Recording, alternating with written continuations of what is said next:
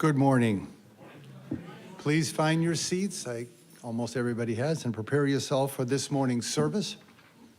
I noticed there's a little something here that says 21 on it, and I thought the answer was 42. Those of you that have... Halfway, that's right. Again, welcome. I'm going to ask Bill Dawley to come up. He has an announcement.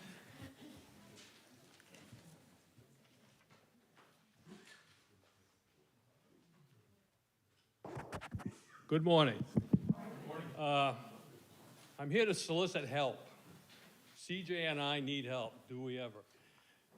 The playground is at a final stage. We are going to have 2 or 3 truckloads of mulch delivered to the playground during the week, and next Saturday is mulch spreading day.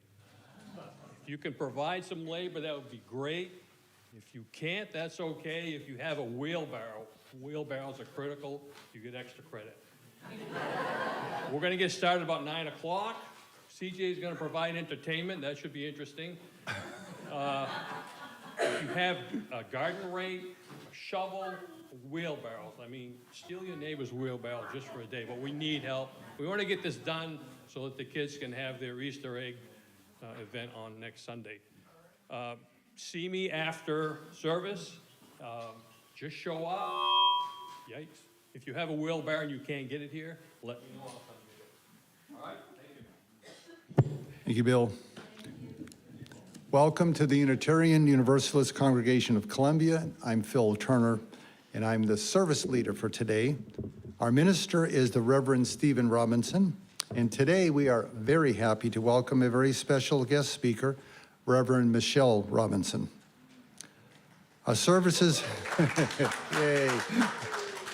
Our services are streamed on YouTube and Zoom. No matter how you choose to join us, you're always welcome. We encourage everyone to note the QR code that's in your order of service, which will take you to a link of our current and ongoing events, or you may pick up a copy, a paper copy of these events in the foyer. We also provide weekly email updates every Thursday, and don't forget to check out our website, uucolumbia.org. Of course, we welcome families with children. Today, children and youth are invited to bring the toys and books found at the back of the social hall to their seats and stay in service with their parents. For infants and children up to the age 5, we do provide childcare, and we'd love to have more child care volunteers. If you are interested, please contact Bethany Storlazzi. And now please silence all electronic devices as we center ourselves for service and listen to the prelude. Our prelude this morning is the song Quiet, written by singer-songwriter Milk. She wrote this song in response to her own experiences with sexual assault and relationship violence. And after a therapy session, she had a dream. In the dream, she felt she was being oppressed, and the oppressor was telling her to stay quiet. And she woke up realizing, I just cannot do that anymore. And she wrote this song, thinking it was mostly just for herself. And then the Me Too movement happened, and she found that this was a story she shared with so many other people. She shared this song, and it became a viral sensation because of the deep connection so many people felt to it, and became sort of an anthem for the Women's March. It's my pleasure to introduce Michelle Robinson as the soloist to share this song.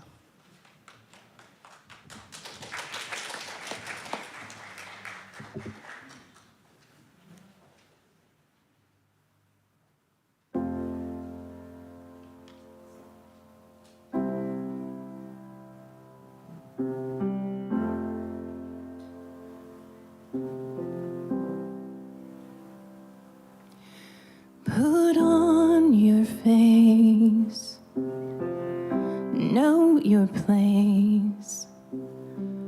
Shut up and smile, don't spread your legs. Well, I could do that, but no one knows me, no one ever will. If I don't say something, if I just lie still, Would they see a monster scare them all away? If I let them hear what I have to say,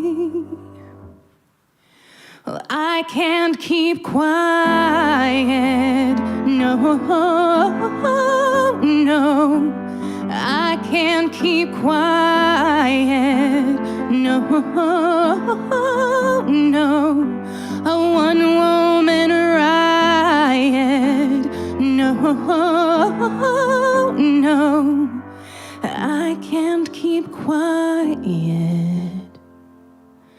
for anyone.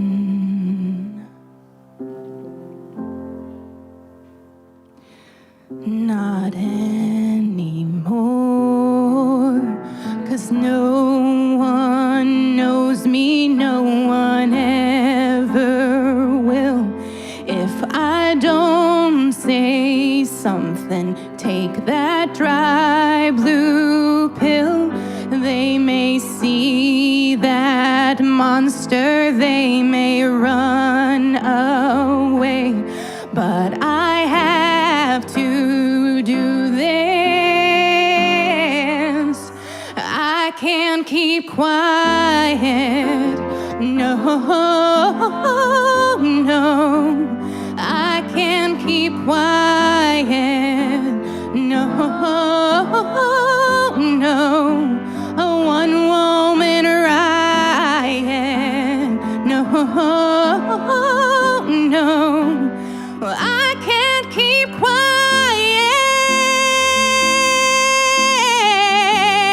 Someone who understands. There'll be someone who understands. No.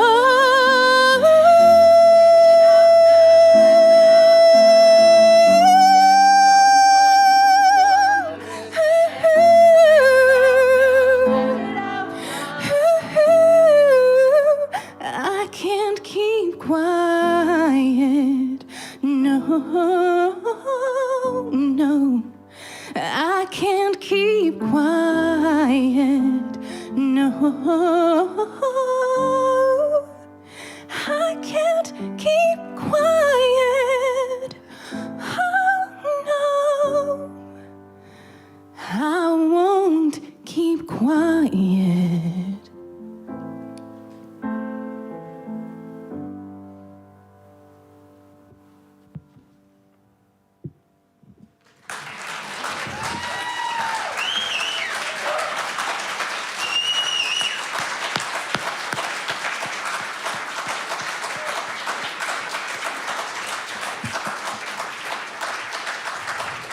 And this morning, if you feel after hearing this song like you may need someone to reach out to or someone to talk to, please feel that you can speak to Michelle after the service or reach out to me. My email's on the back of the bulletin.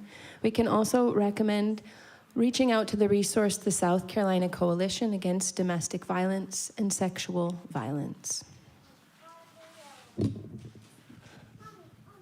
Thank you, all of you. Please stand and join me in the congregational covenant that's in your order of service. Love is a doctrine of this congregation. The quest for truth is its sacrament, and service is its prayer. To dwell together in peace, to seek knowledge and freedom, to serve others in community. Thus do we covenant with one another. Please be seated. Unitarian Universalism is a diverse and non-creedal religion. Our community is based on deeds and not on creeds.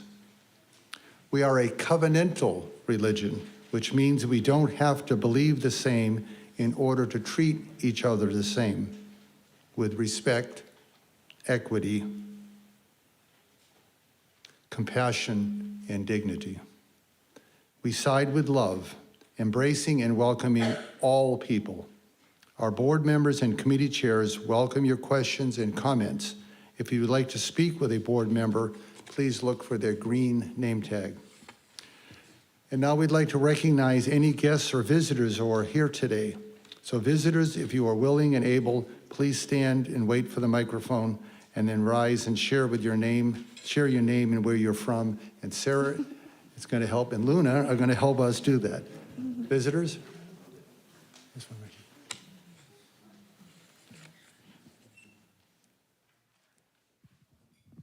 Hi, I'm Steph Lewis from Omaha. I go to First Unitarian Church of Omaha. Oh, wonderful. Welcome. Wow. Hi, I'm Diana, and this is my husband, Richard, and my support dog, Bonnie.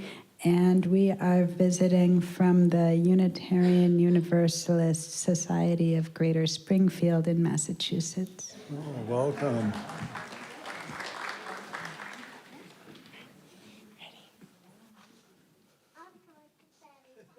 We're not going to go.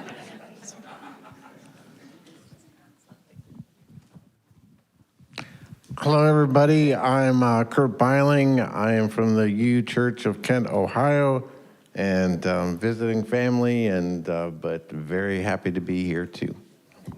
Welcome.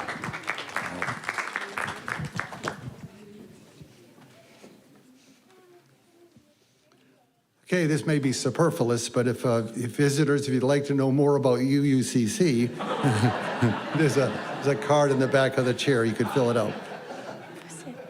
Today's cellist lighter is Jim Kimbler.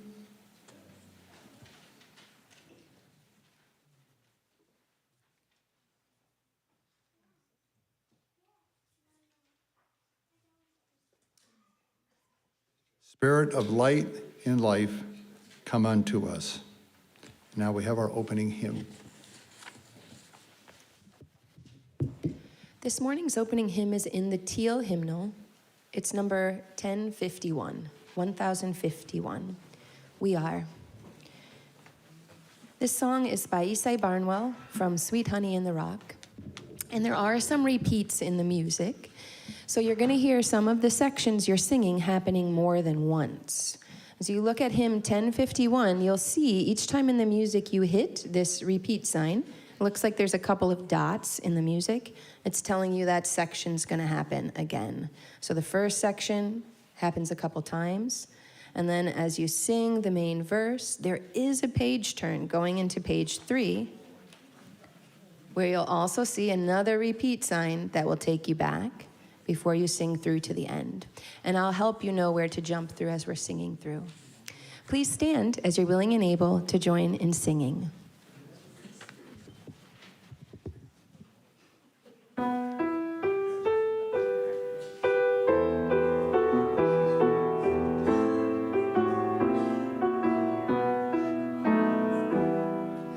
For each child that's born, a morning star rises and sings to the universe who we are. For each child that's born, a morning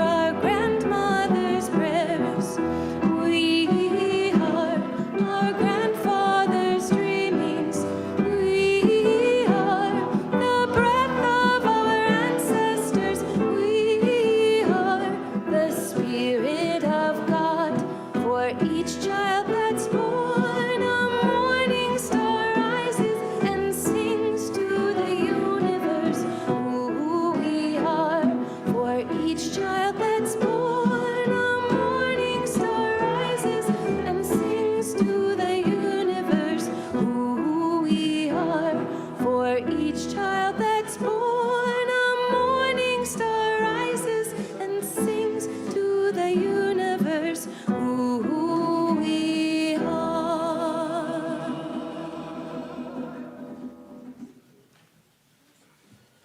Please be seated.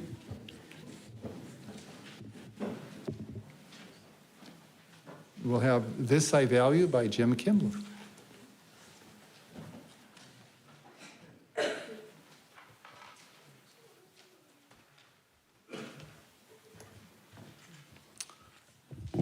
Good morning, everybody.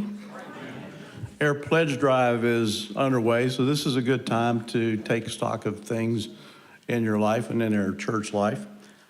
I highly value the community that I find in this congregation.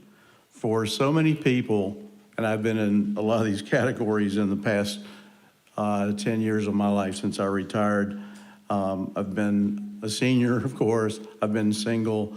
I've been a spouse at home with not a job. I've been a spouse at home with a job. You pick your own category, but what you may find is those are situations where you don't really have any social outlets, so you have to look for those. And even if you do find community in a group or in an activity that comes and goes, it might be a group that has a function, but it doesn't necessarily have friendliness, compassion, or joy, like we all find here. You can count on this congregation, I think, as I do, to be the highlight of your week, the highlight of your life, and the place where you find friendly faces, and you find that all-important compassion and joy in life. I look forward to coming to this church community every Sunday and sometimes a few days in between, and being a part of this congregation, feeling joyful and feeling your joy, being with friends. This is what I value at UUCC.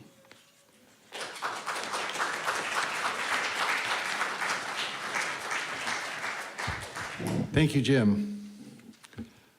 It is my great privilege to introduce our guest speaker today, Reverend Michelle Robinson. Michelle Robinson is the manager of the Spiritual Care and Education Department at Prisma Health in Columbia. She educates chaplain students as a certified educator and chairs the ethics committee for the Midlands Prisma Health. Michelle earned a Master's of Divinity in 2009 and became a certified educator in 2018. She pastored the Clayton Memorial Unitarian Universalist congregation for more than 5 years. Michelle enjoys spending time with her family, musical theater, the outdoors, good fiction, and all things connected to mythology. And I'll have some opening words by Reverend Michelle Robinson.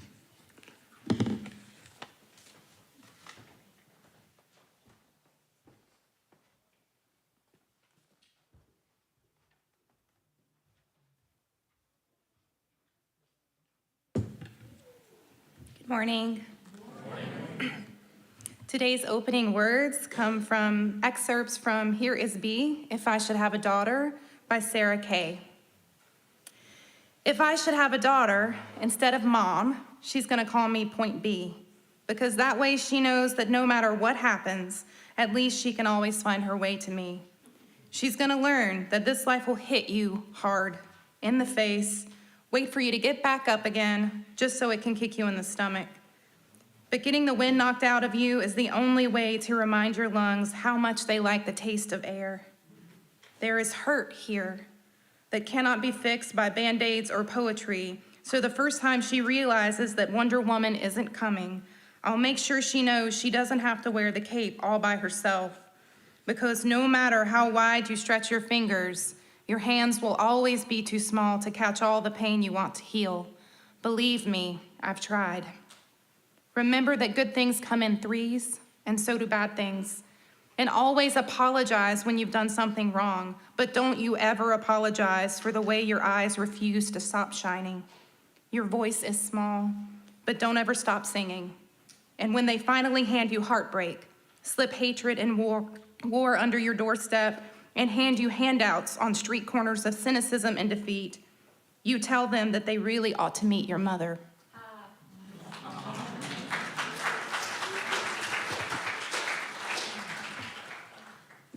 At this time, I invite the children to come down for our story of all ages.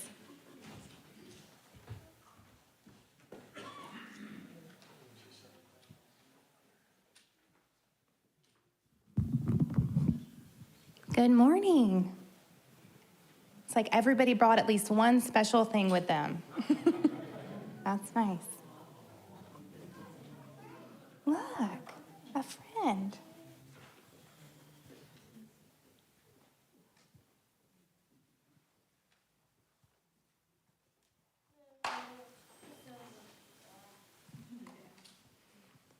Good morning.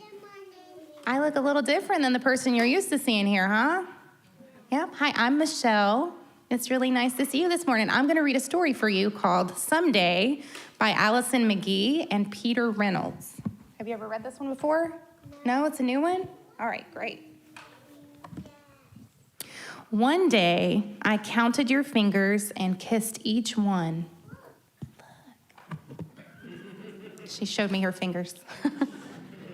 One day, the first snowflakes fell, and I held you up and watched them melt on your baby skin. One day, we crossed the street, and you held my hand tight. Then, you were my baby, and now you are my child.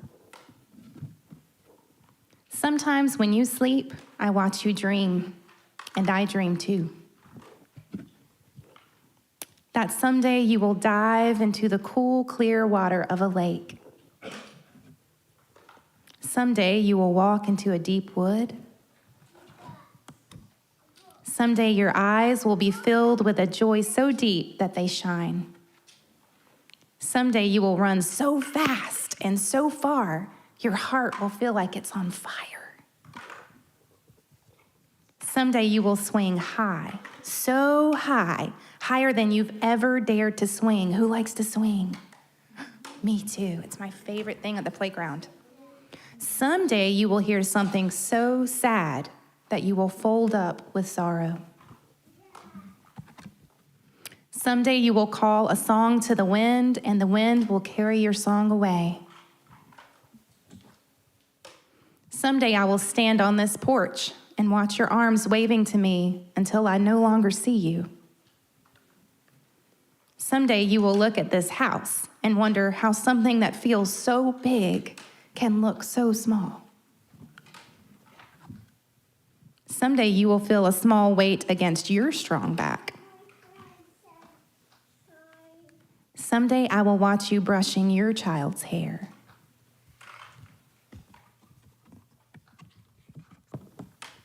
Someday, a long time from now, your own hair will glow silver in the sun. And when that day comes, my love, you will remember me.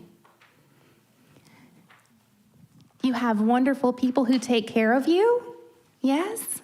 Do you learn a lot of things from them? Tell me one thing that you've learned from somebody who helps take care of you. Yeah, what have you learned? Do you learn about colors? And numbers? And shapes? Did you know that the people who take care of you are also learning from you? Maybe even more than you're learning from them? That's how I feel most days. Yeah. Well, I hope you remember that today. And when you go back and you see the people who take care of you, you can ask them, what have you learned from me lately? And see what they say. Okay? Yeah? All right, y'all have a great day. Thank you.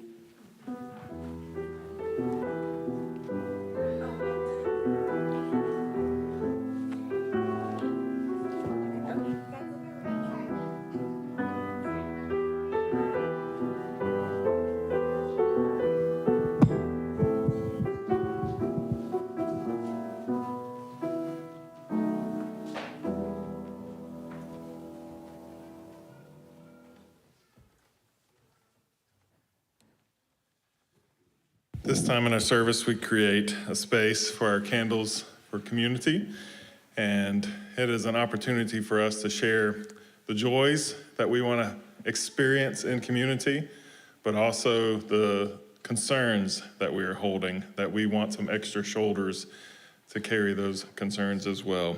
We always have candles in our foyer, and we invite you at this time, if you have a candle, to come and briefly share your joy or concern with us, and then place your candle here. I'm going to start us. This morning, George Johnson asked me to light a candle for Anita Grossman, who spent most of the week in the hospital over at Prisma Health Richland, and is home recovering at this time. So I know they are watching, and we are sending a lot of love their way.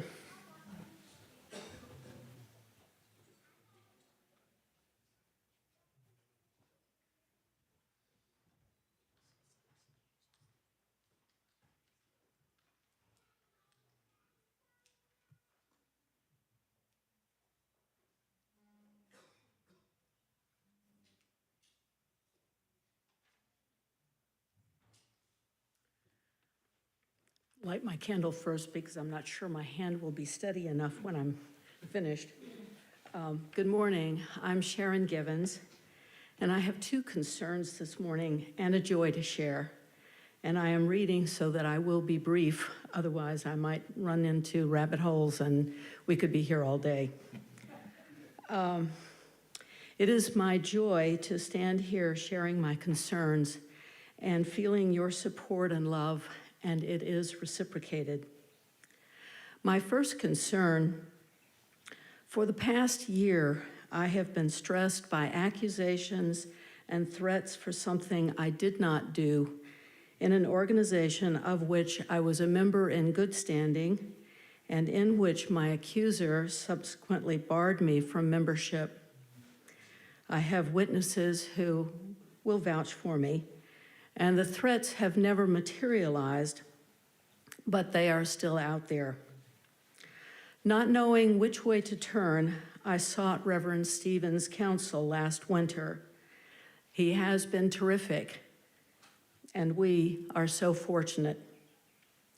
With his guidance and support, I stand today to ask for your help. As I get more involved with our community, which is the best thing to happen out of all of this mess, I anticipate that someone somewhere will hear about the accusations out of context.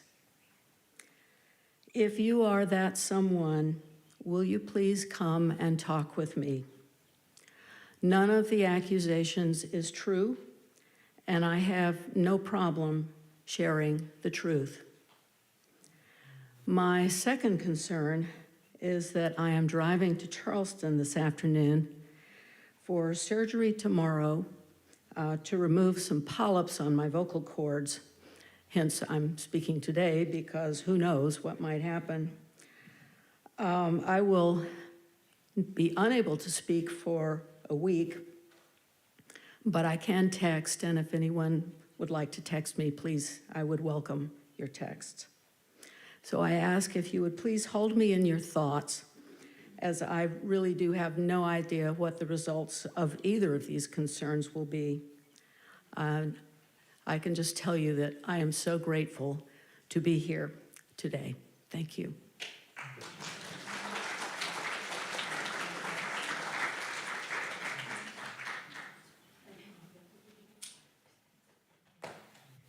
I know how it feels to be falsely accused of horrible things, and that person trying to impact your reputation and organization that you both share a place in. So, wow. I can imagine the frustration, and I'm so sorry you have to go through that before, ironically, having your voice taken from you. So, but my candle, I want to add a little bit of sparkle to the morning, because last week was the first day of spring, and you know us pagans, we all did our festivities last weekend, so just eat some eggs if you're not vegan, and have some dairy-free milk, and celebrate the coming of life into the land once more.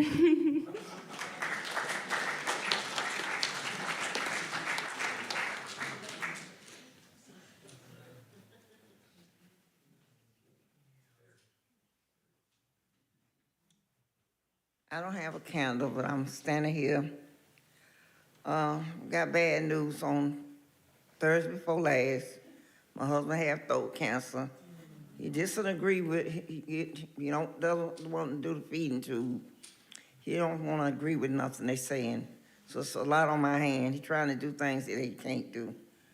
And my doctor got a concern about me, so I'm just waiting on some blood work. They're concerned about my weight loss so fast, but I'm okay. I stay strong and do the best I can. That's all I can say. Thank you all.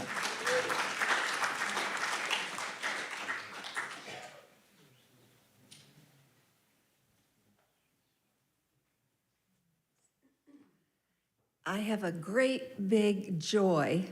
Last week, somebody invited me to something I'd never heard of called More Justice.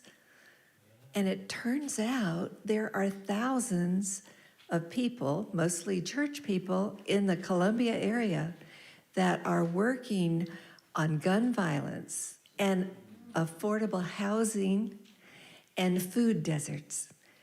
To be with all these people who were so enthusiastic and to hear them call up people from the sheriff's department and the police department, from the county council, from city, they'd call each one out and say, will you do this? And the answers are either yes or no. And it was wonderful to see these people that have been elected or put into place were saying yes. And so I just want to say, Columbia, yay, yay. And it's More Justice. If you're curious about it, it's morejusticecolumbia.org. You can look it up for yourself. And I'm hoping our church will, apparently there's a small fee to be part of there are 25 other churches, and I want you to be in there too. So here's for brightness and light and justice for our community. Thank you.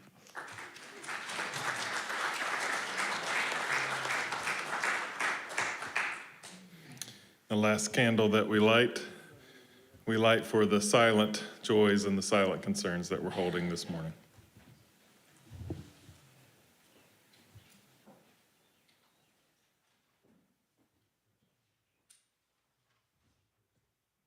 I invite you to take just a few deep breaths and remember all that you've heard, all that's been shared this morning.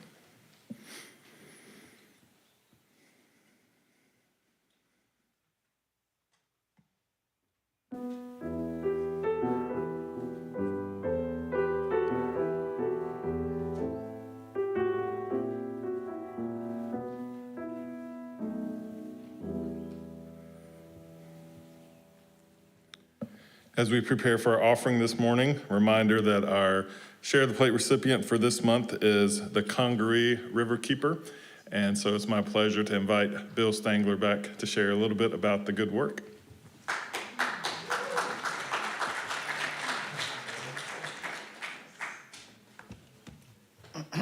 Good morning. So my name is Bill Stangler, and I am your Congaree River Keeper.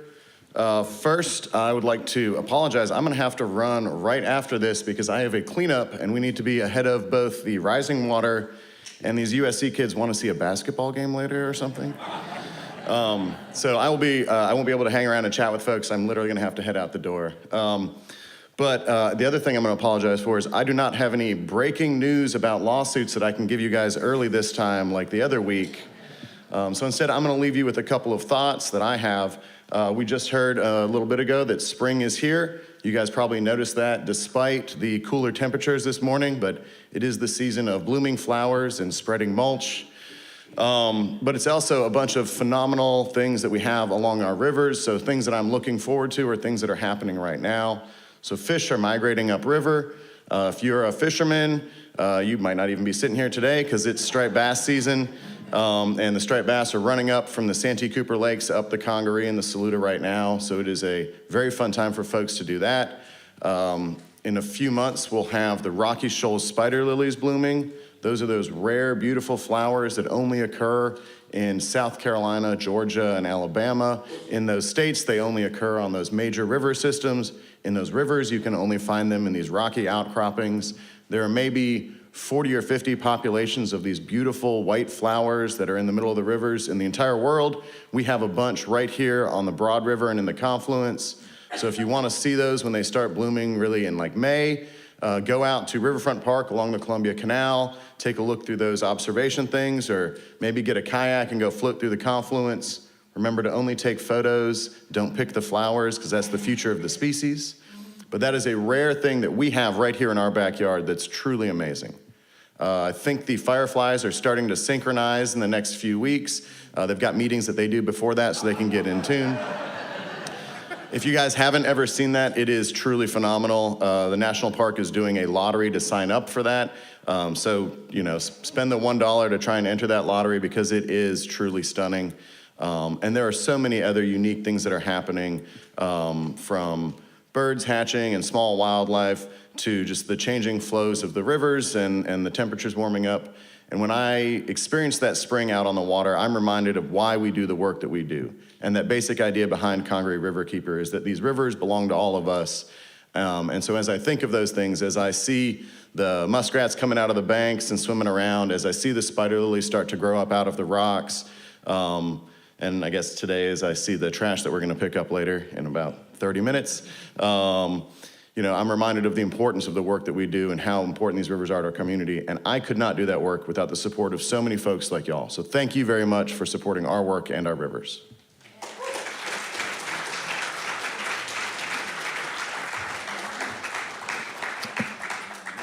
I did tell Bill I was going to put him at the end of the service when he told me he had to leave early, so I didn't do that. Thank you. But we do appreciate your good work and send you off to do it. So thank you, Bill. This time I invite our ushers to come and receive our morning offering. It's my joy to introduce Sylvia Brown, who will be singing our offertory music selection, a beautiful song called I Am Light by India Ari. Good morning. I was introduced to this song by my friend Rebecca, and it just struck me. I hadn't heard it. It's been out for a couple of years, but it just reminds me of the light inside of each of us and the power that it gives us. So enjoy and think of your light that you have inside of you.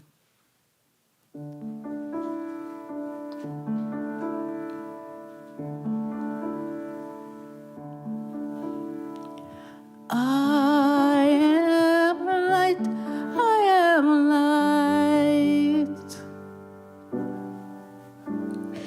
I am light, I am light. I am light, I am light.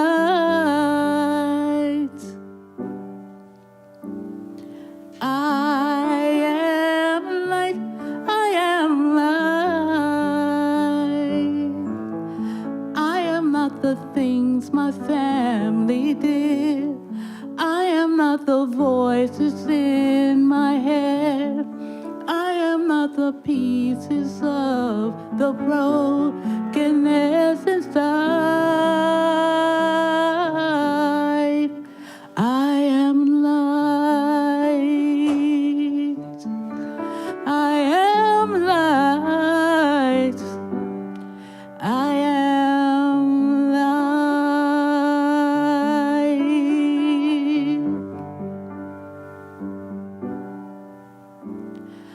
I am light. I am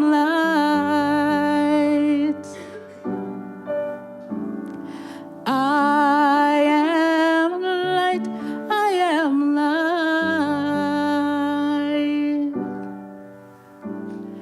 I am light. I am light.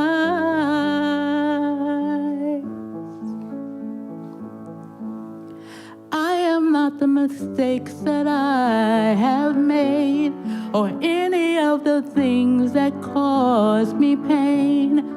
I am not the pieces of the dreams I left behind. I am light.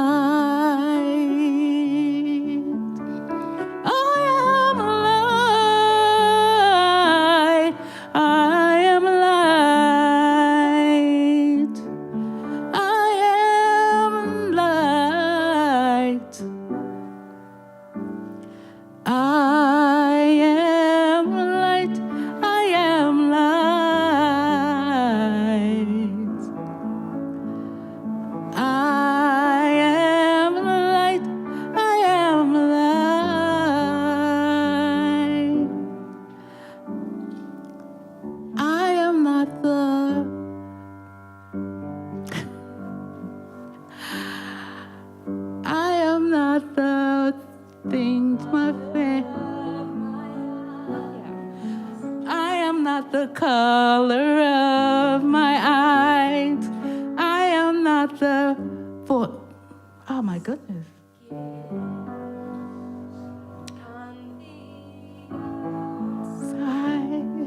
I am not my race. I am not my age. My soul inside is all light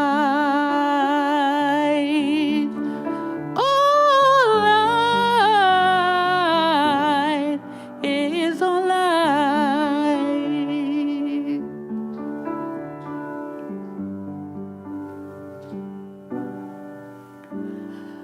I am light. I am light. I am light. I am light. I am divinity divine. I am a star, a part of it all. My soul inside is all light.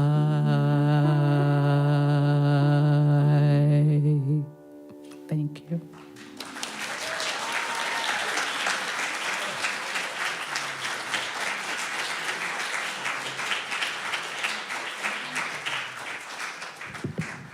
We receive this offering today, symbol of our commitment to our good work.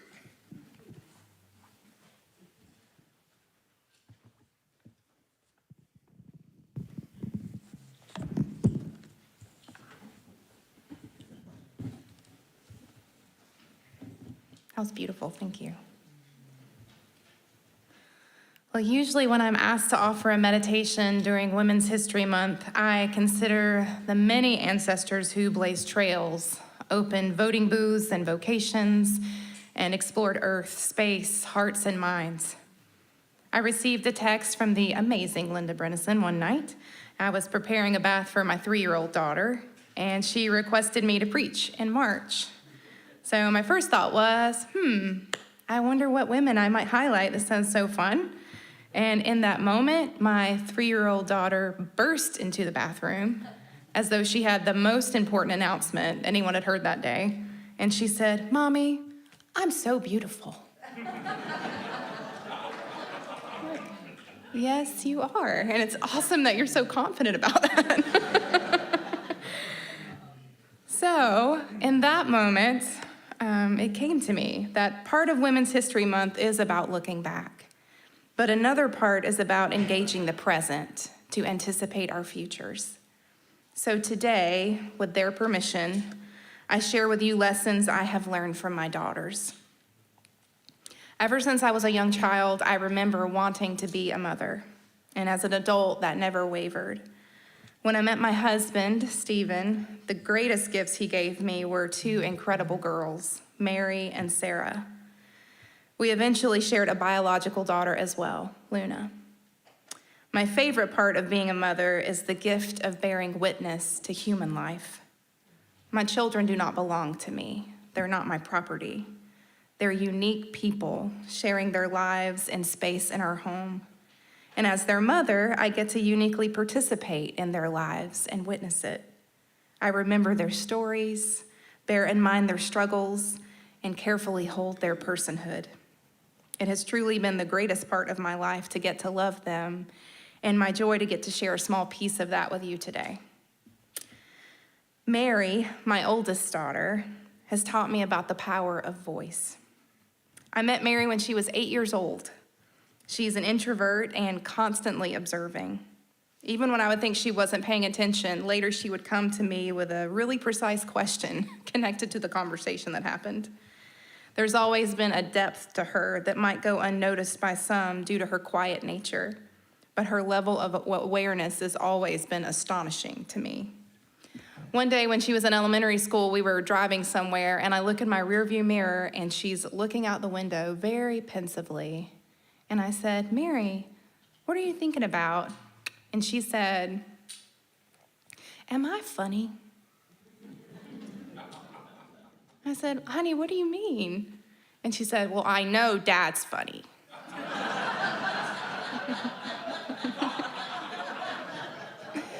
And she said, and I know Sarah's funny. She lights up every room she goes into. But am I funny? Mary has a scientific mind. We took her to her first professional Broadway musical when she was about 10 years old. And in our family, we don't push religion, but we do push musical theater. You have to love it. It's a requirement. We started her off with Wicked. I was so excited to get to share this with her. And this tiny little introvert sat next to me. When the show started, though she's an introvert, she could not contain herself. So she started peppering me with questions. And that's not proper theater etiquette, by the way, so that was lesson number 1. But she would ask questions that were all technical. How did they make that? What's holding her up? Did you see that string? Did you see what they just did with the lights? Shh. For a long time, she aspired to be a vet because of her love of animals that's so deep. But when she got backstage, it was like she had found a home that had been waiting for her whole life. It was incredible to witness her process. She worked long hours, learned every facet, from lighting to makeup, stage design, sound, and stage management. She was a humble worker, never talking too much or taking credit or never wanting the spotlight. When she was in high school, I watched Mary interact with the crew and actors with silence and sometimes passivity. She would get frustrated when they didn't do what they were supposed to do, but wouldn't say anything and instead would turn her anger inward, as many women are taught to do. Fast forward to college. I went to one of her shows that was on closing night that she stage managed. I was talking to her in the lobby after a show, and one of the actors, a very tall man, came up to Mary and said, I think I'm gonna head out. Mary, without a blink, turned to him and said, I think you can do that after you help break down what was assigned to you. You're part of a community and your job isn't done. He nodded and sulked a little as he headed back toward the stage. And then Mary called out to him, hey, I really liked how you changed that line tonight. That was funny. Nice job. She then turned to me as though this stroke of authority had been seamless and organic to her entire life, and just continued with the conversation. Mary teaches me again and again never to mistake quietness for weakness.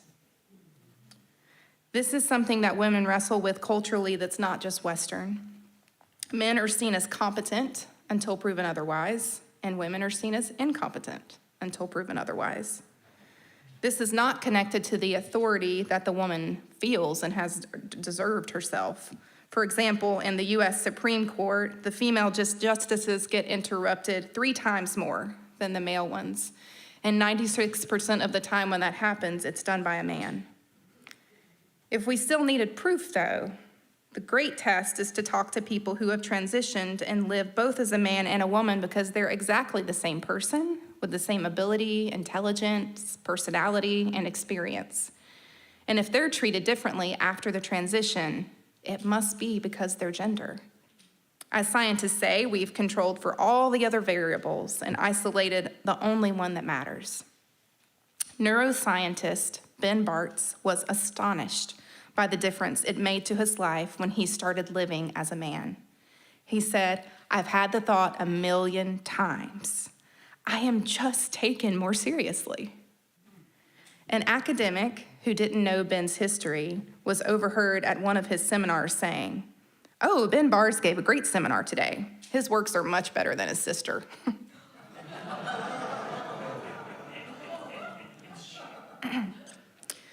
I am in awe of witnessing how Mary came into her voice in her way, and realized along the way it was my role as her mother to learn to trust her to do so.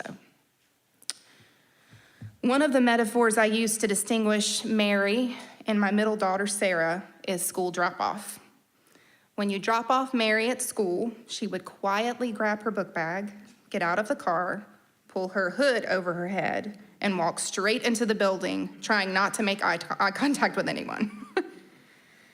When we dropped off Sarah, she would finish the song she was singing because everyone in the car rider line could wait, kick open the door as though confetti should burst out, shout hello to everyone she encountered with high fives and finger guns, as though, you're welcome, your day can now begin.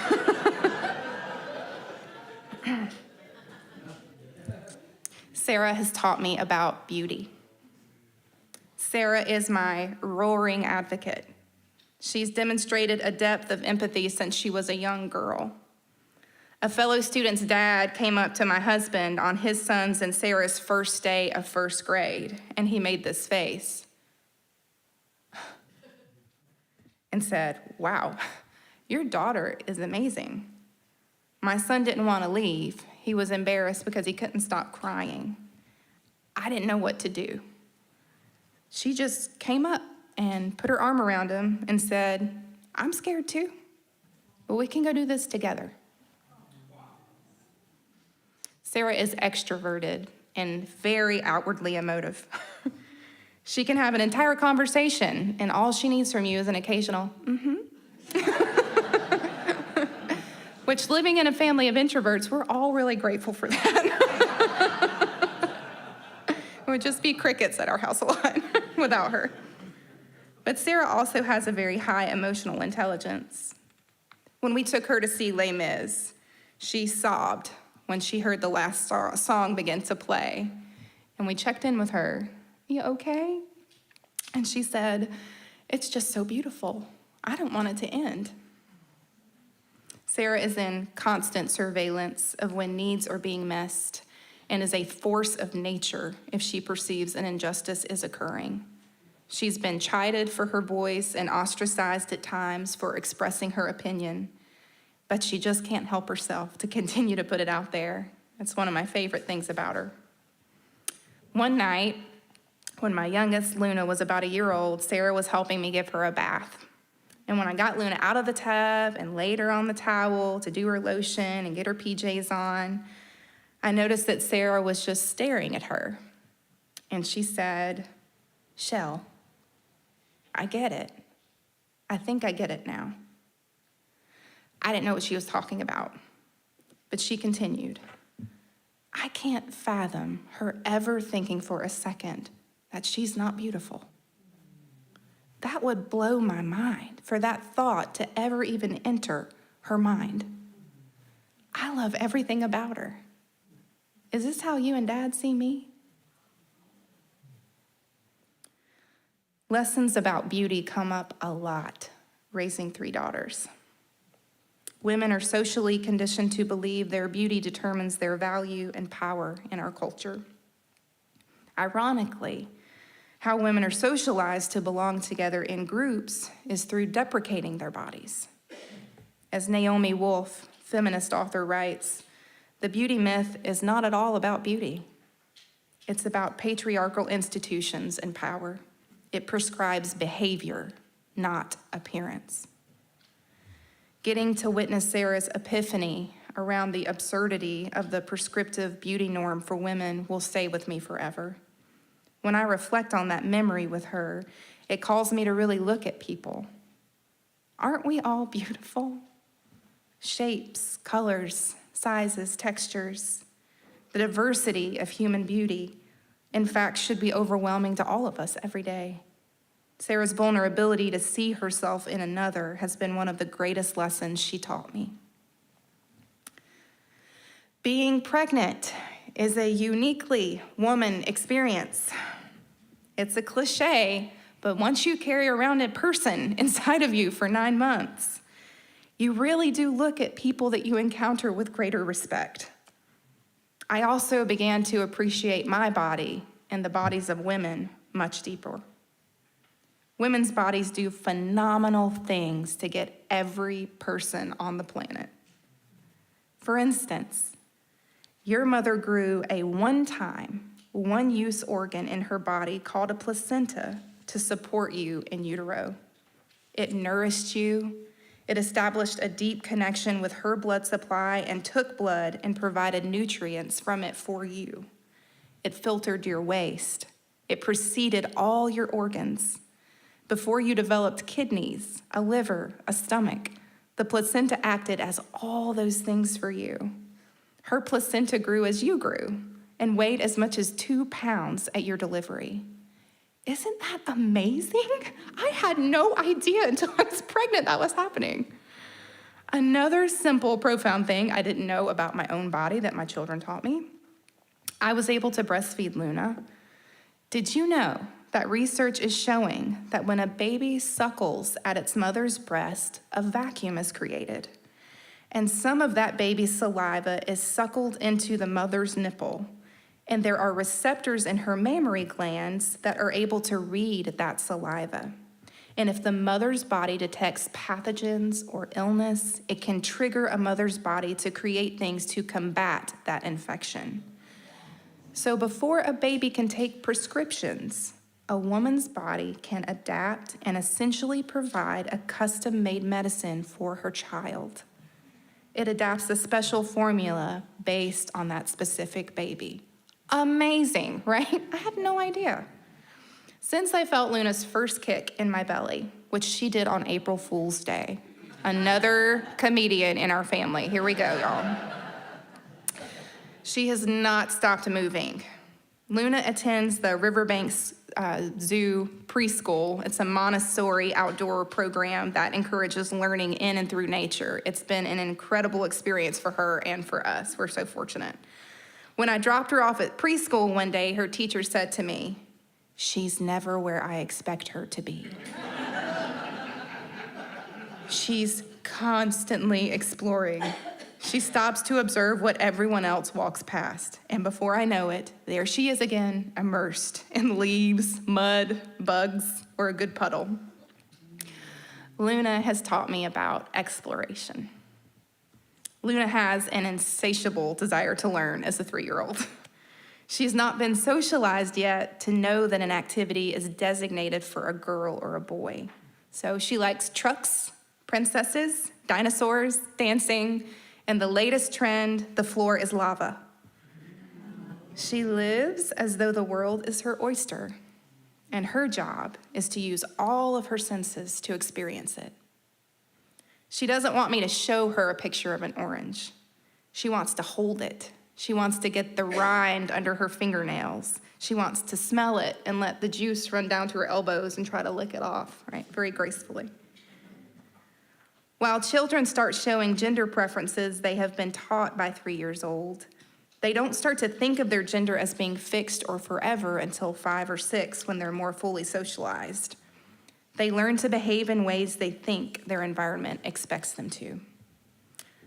Luna recently got to go on a fire truck for the first time. The volunteer automatically gave her a pink plastic firefighter hat, which Luna wore the next 3 hours, and was very angry with me when I took it off her head so I could wash her hair. We spent time with firefighter Brandon. Within minutes, Luna was referring to her truck as though she generously loaned it out to Brandon. She sat in the seat, rang the bell, and when she held the hose, she said, "Mommy, you see that fire I'm spreading?" Like, I hope you're putting it out, honey. But you're doing a great job. And I bet firefighter Brandon appreciates your help. They could use a girl like you on their team. And Brandon said, "We could. We only have one woman in our department." As I stood there looking at Luna hold that fire hose, I thought of a poem that has come to me often raising 3 daughters. It's called Good Bones by Maggie Smith. Life is short, though I keep this from my children. Life is short, and I've shortened mine in 1,000 delicious, ill-advised ways. 1,000 deliciously ill-advised ways I'll keep from my children. The world is at least 50% terrible, and that's a conservative estimate, though I keep this from my children. For every bird, there is a stone thrown at a bird. For every loved child, a child broken, bagged, sunk in a lake. Life is short, and the world is at least half terrible. And for every kind stranger, there is one who would break you, though I keep this from my children.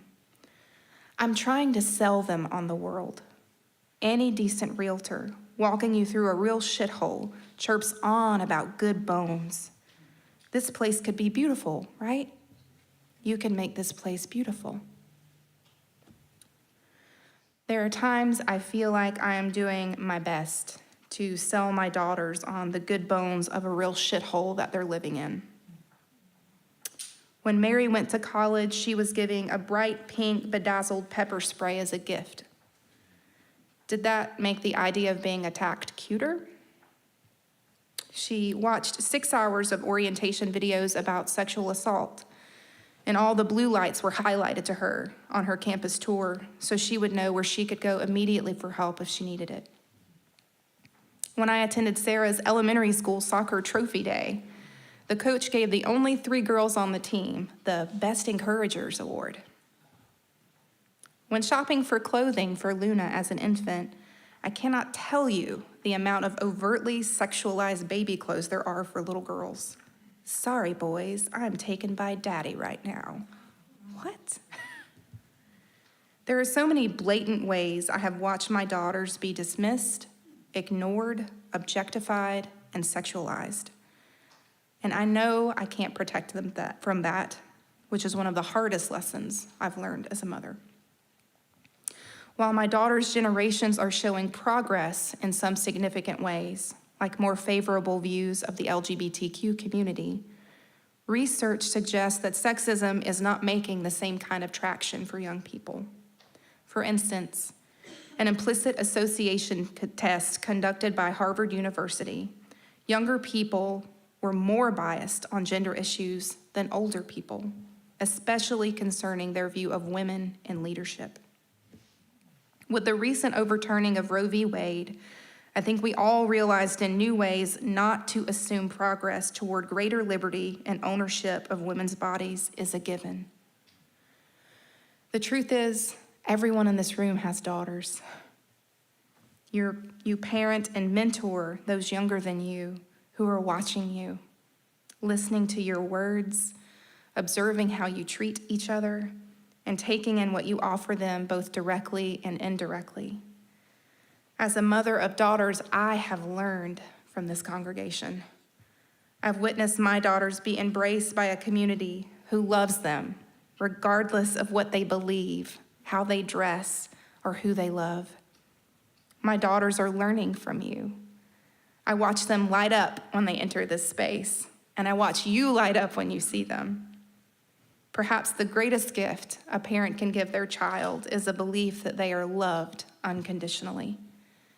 And I really don't have the words for what it's like to be in a community where it's not just my desire for that for my girls, but yours. This is where they have a voice. This is where they can believe they're beautiful. This is where they can explore. So it is within the sacredness of this space and these relationships that I say to my daughters, this place could be beautiful, right? You can make this place beautiful. And that gives me hope.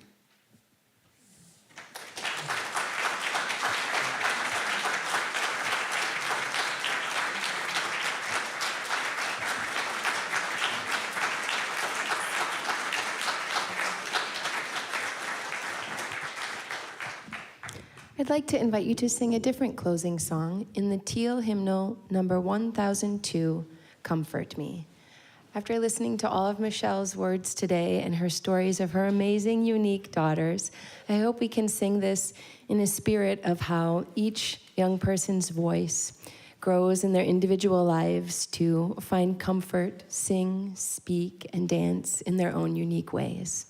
Please rise as you're willing and able to join singing hymn number 1002.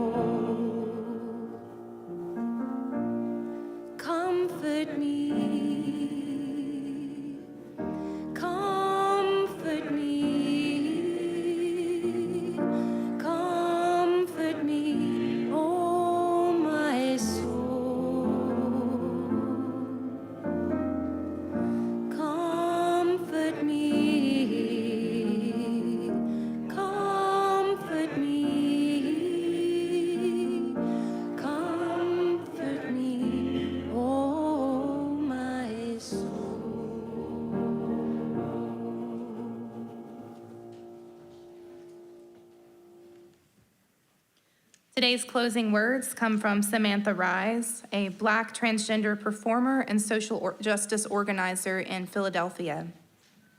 Gender is a galaxy. You're a miraculous embodiment of belonging, possibility, and wonder.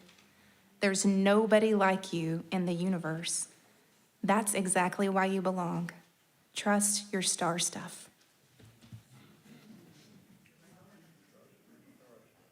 I invite you to join in singing our congregational benediction. May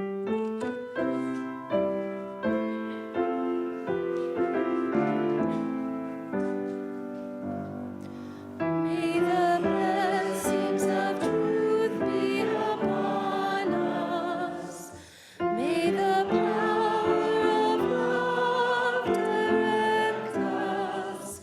And may the peace of this community sustain us till we meet again.